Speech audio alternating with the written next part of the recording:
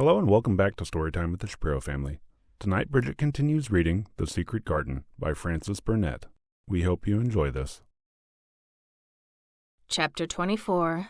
Let Them Laugh. The secret garden was not the only one Dickon worked in. Round the cottage on the moor, there was a piece of ground enclosed by a low wall of rough stones. Early in the morning and late in the fading twilight, and on all the days Colin and Mary did not see him, Dickon worked there planting or tending potatoes and cabbages, turnips and carrots and herbs for his mother. In the company of his creatures, he did wonders there, and was never tired of doing them, it seemed. While he dug or weeded, he whistled or sang bits of Yorkshire moor songs, or talked to Soot or Captain, or the brothers and sisters he had taught to help him. "We'd never get on as comfortable as we do," Mrs. Sowerby said, "if it wasn't for Dickon's garden. Anything'll grow for him.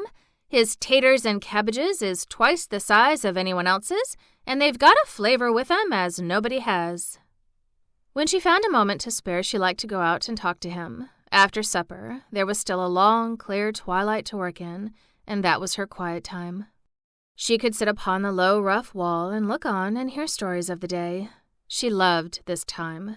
There were not only vegetables in this garden. Dickon had bought penny packages of flower seeds now and then, and sown bright, sweet-scented things among gooseberry bushes and even cabbages, and he grew borders of mignonette and pinks and pansies, and things whose seeds he could save year after year, or whose roots would bloom each spring and spread in time into fine clumps. The low wall was one of the prettiest things in Yorkshire, because he had tucked moorland foxglove and ferns and rockcress and hedgerow flowers into every crevice, until only here and there glimpses of the stones were to be seen. "All a chap's got to do to make 'em thrive, Mother," he would say, "is to be friends with 'em for sure. They're just like the creatures. If they're thirsty, give 'em a drink, and if they're hungry, give 'em a bit o' food. They want to live, same as we do. If they died, I should feel as if I had been a bad lad and somehow treated them heartless." It was in these twilight hours that Mrs. Sowerby heard of all that happened at Misselthwaite Manor. At first, she was only told that Mr. Cullen had taken a fancy to going out into the grounds with Miss Mary, and that it was doing him good. But it was not long before it was agreed between the two children that Dickon's mother might come into the secret. Somehow, it was not doubted that she was safe for sure. So, one beautiful, still evening, Dickon told the whole story, with all the thrilling details of the buried key and the robin, and the grey haze which had seemed like deadness, and the secret Mistress Mary had planned never to reveal.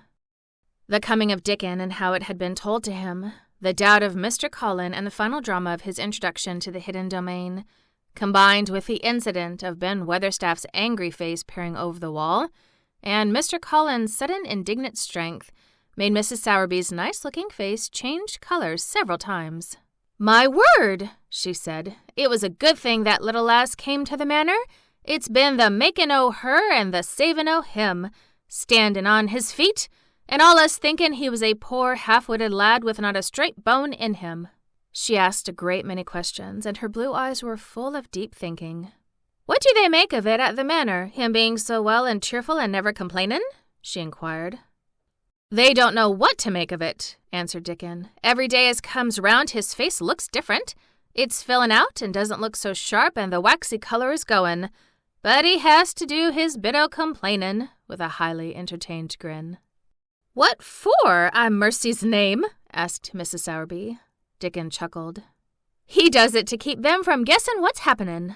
If the doctor knew he'd found out he could stand on his feet, he'd likely write and tell Mr. Craven. Mr. Collin's saving the secret to tell him himself. He's going to practice his magic on his legs every day till his father comes back, and then he's going to march into his room and show him he's as straight as other lads. But him and Miss Mary thinks it's the best plan to do a bit of groaning and fretting now and then to throw the folk off the scent." Mrs. Sowerby was laughing a low, comfortable laugh long before he had finished his last sentence.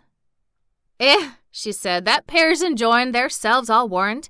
They'll get a good bit o' actin' out of it, and there's nothing children likes as much as play-actin'. Let's hear what they do, Dickon lad." Dickon stopped weeding and set up on his heels to tell her. His eyes were twinkling with fun. Mr. Colin is carried down to his chair every time he goes out," he explained. "And he flies out at John, the footman, for not carrying him careful enough. He makes himself as helpless-looking as he can, and never lifts his head until we're out of sight of the house. And he grunts and frets a good bit when he's being settled into his chair. Him and Miss Mary both got to enjoying it, and when he groans and complains, she'll say, 'Poor Colin, does it hurt you so much? Are you so weak as that? Poor Colin.' But the trouble is that sometimes they can scarce keep from bursting out laughing. When we get safe into the garden, they laugh till they've no breath left to laugh with, and they have to stuff their faces into Mr. Colin's cushions to keep the gardeners from hearing, if any of 'em's about." "The more they laugh, the better for 'em," said Mrs. Sowerby, still laughing herself.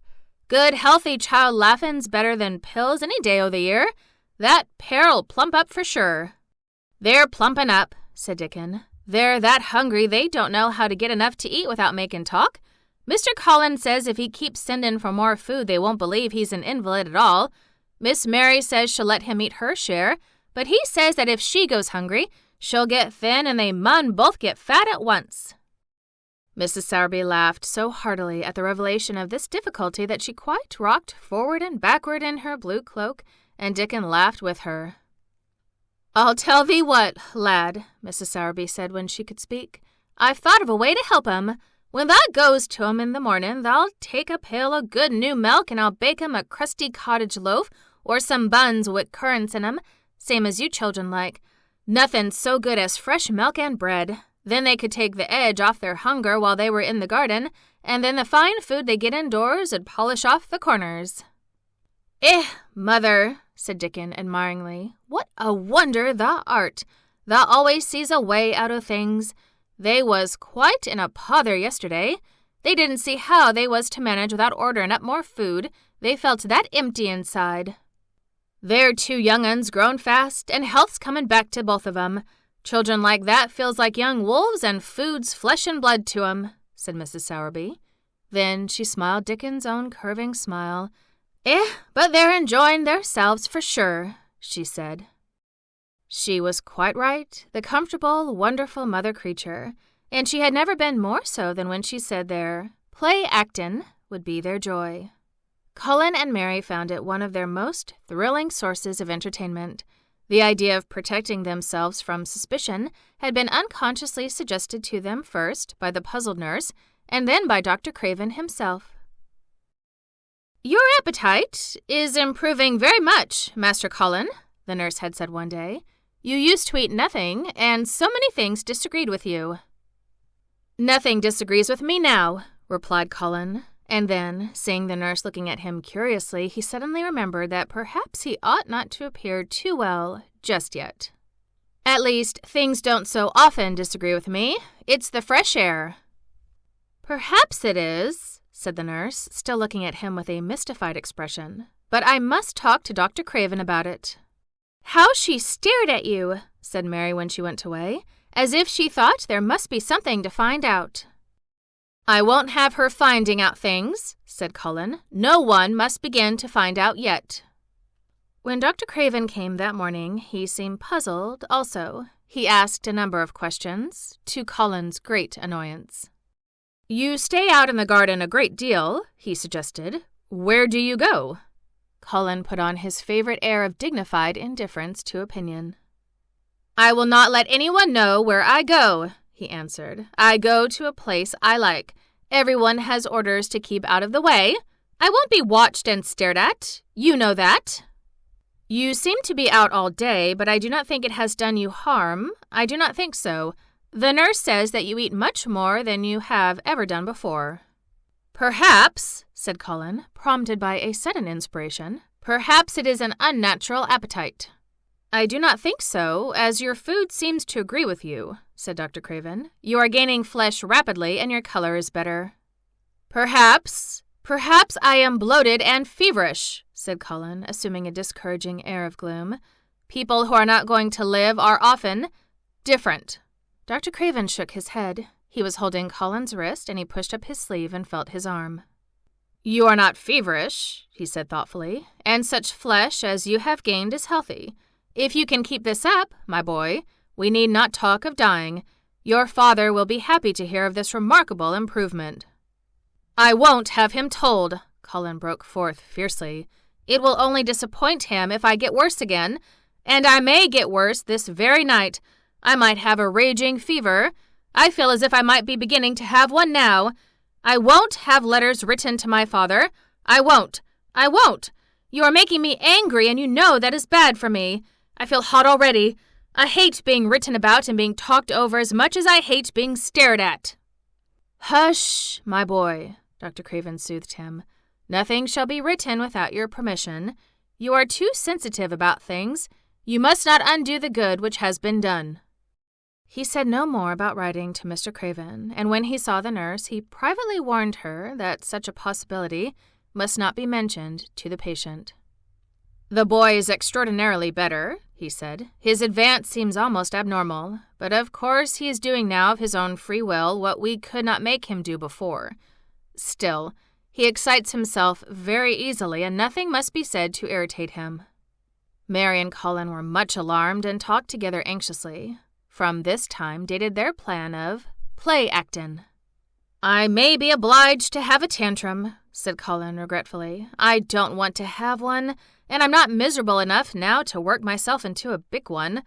Perhaps I couldn't have one at all. That lump doesn't come into my throat now, and I keep thinking of nice things instead of horrible ones. But if they talk about writing to my father, I shall have to do something." He made up his mind to eat less, but unfortunately it was not possible to carry out this brilliant idea when he wakened each morning with an amazing appetite, and the table near his sofa was set with a breakfast of homemade bread and fresh butter, snow-white eggs, raspberry jam, and clotted cream. Mary always breakfasted with him, and when they found themselves at the table, particularly if there were delicate slices of sizzling ham sending forth tempting odors from under a hot silver cover, they would look into each other's eyes in desperation. "I think we shall have to eat it all this morning, Mary," Colin always ended by saying. "We can send away some of the lunch and a great deal of the dinner." But they never found they could send away anything, and the highly polished condition of the empty plates returned to the pantry awakened much comment. "I do wish," Colin would say also, "I do wish the slices of ham were thicker, and one muffin each is not enough for anyone." "It's enough for a person who's going to die," answered Mary when first she heard this. "But it's not enough for a person who's going to live. I sometimes feel as if I could eat 3 when those nice fresh heather and gorse smells from the moor come pouring in at the open window." The morning that Dickon, after they had been enjoying themselves in the garden for about 2 hours, went behind a big rose bush and brought forth 2 tin pails and revealed that one was full of rich new milk with cream on the top of it, and that the other held cottage-made currant buns, folded in a clean blue and white napkin, buns so carefully tucked in that they were still hot. There was a riot of surprised joyfulness. What a wonderful thing for Mrs. Sowerby to think of! What a kind, clever woman she must be! How good the buns were, and what delicious fresh milk! "Magic is in her just as it is in Dickon," said Colin. "It makes her think of ways to do things, nice things. She is a magic person. Tell her we are grateful, Dickon, extremely grateful." He was given to using rather grown-up phrases at times. He enjoyed them. He liked this so much that he improved upon it. "Tell her she has been most bounteous, and our gratitude is extreme." And then, forgetting his grandeur, he fell to and stuffed himself with buns and drank milk out of the pail in copious draughts in the manner of any hungry little boy who had been taking unusual exercise and breathing in moorland air, and whose breakfast was more than 2 hours behind him. This was the beginning of many agreeable incidents of the same kind. They actually awoke to the fact that as Mrs. Sowerby had 14 people to provide food for, she might not have enough to satisfy 2 extra appetites every day. So they asked her to let them send some of their shillings to buy things.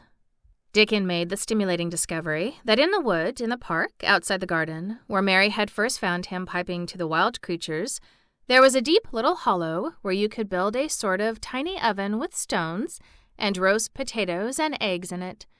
Roasted eggs were a previously unknown luxury, and very hot potatoes with salt and fresh butter in them were fit for a woodland king, besides being deliciously satisfying. You could buy both potatoes and eggs and eat as many as you liked without feeling as if you were taking food out of the mouths of 14 people. Every beautiful morning the magic was worked by the mystic circle under the plum tree, which provided a canopy of thickening green leaves after its brief blossom time was ended. After the ceremony, Colin always took his walking exercise, and throughout the day he exercised his newly found power at intervals. Each day he grew stronger and could walk more steadily and cover more ground.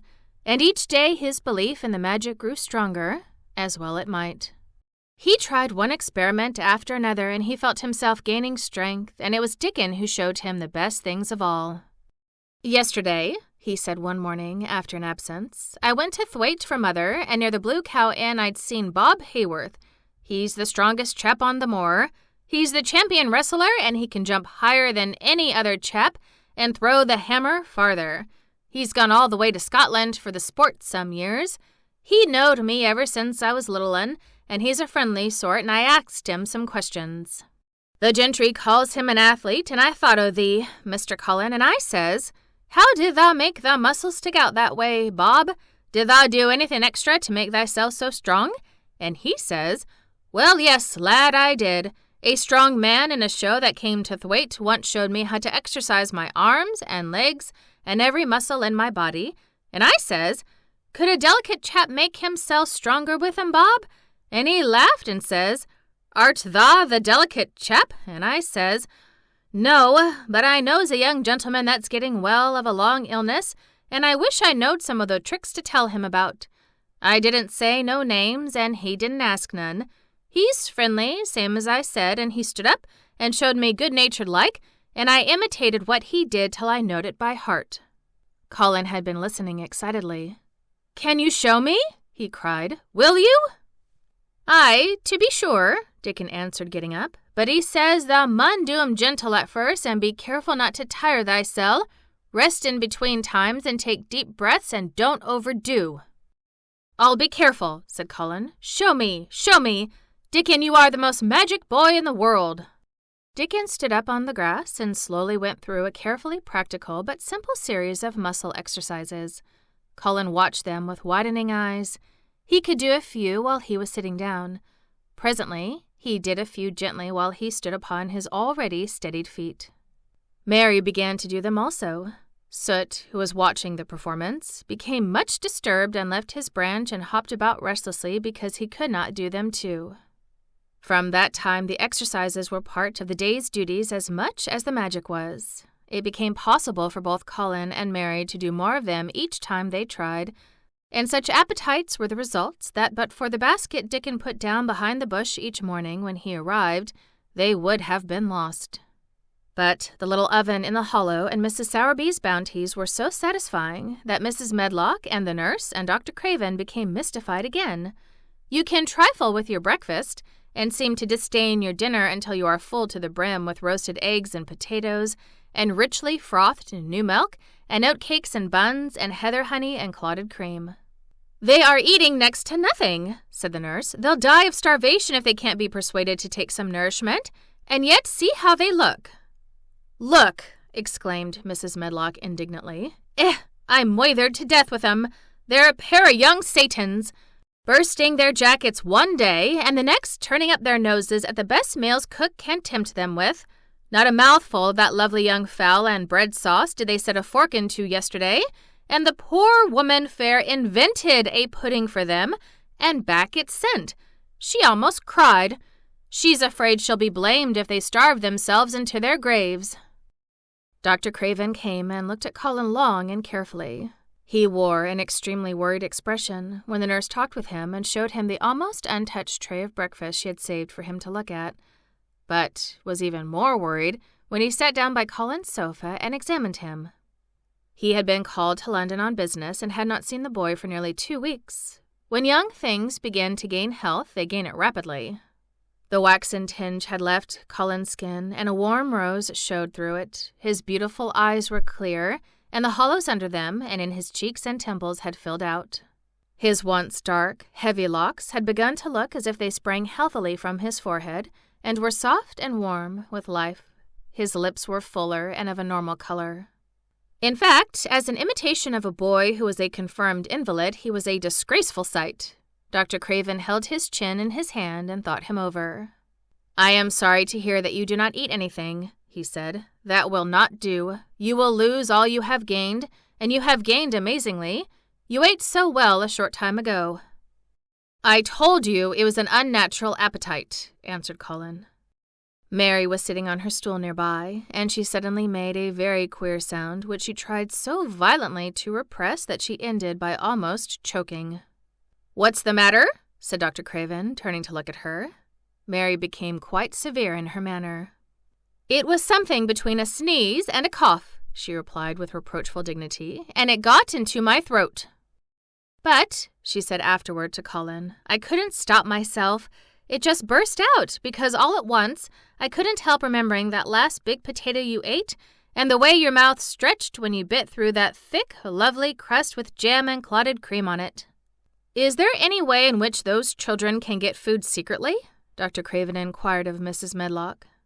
"There's no way unless they dig it out of the earth or pick it off the trees," Mrs. Medlock answered. "They stay out in the grounds all day and see no one but each other, and if they want anything different to eat from what's sent up to them, they need only ask for it." "Well," said Dr. Craven, "so long as going without food agrees with them, we need not disturb ourselves. The boy is a new creature." "So is the girl," said Mrs. Medlock. "She's begun to be downright pretty since she's filled out and lost her ugly little sour look. Her hair's grown thick and healthy-looking, and she's got a bright color. The glummest, ill-natured little thing she used to be, and now her and Mr. Colin laugh together like a pair of crazy young ones. Perhaps they're growing fat on that." "Perhaps they are," said Dr. Craven. "Let them laugh." Be sure to join us next episode for Chapter 25, The Curtain. Thank you so much for listening, and as always, good night.